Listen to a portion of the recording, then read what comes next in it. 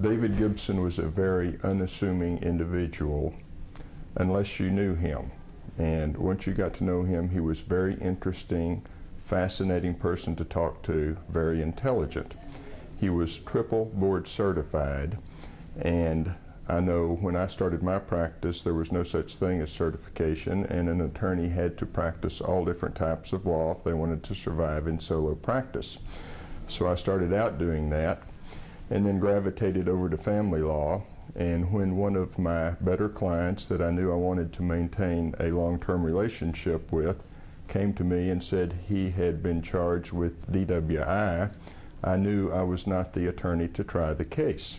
He had just gotten in from an overseas flight, was leaving the parking garage at what was then Intercontinental Airport, hit a parked car, and blew in the breathalyzer. So I pulled out my list of criminal law attorneys that I knew and pored over it carefully and called David Gibson and asked him if he would be interested in representing my divorce client on a criminal charge. He said of course he'd be glad to.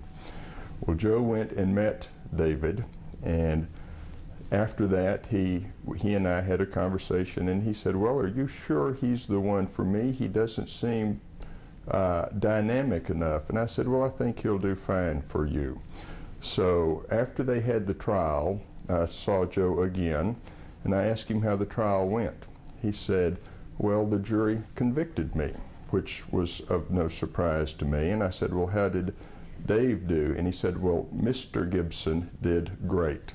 He stood up, he argued forcefully on my behalf, he made me proud that he was my attorney. And perhaps I was the one that was in error that day.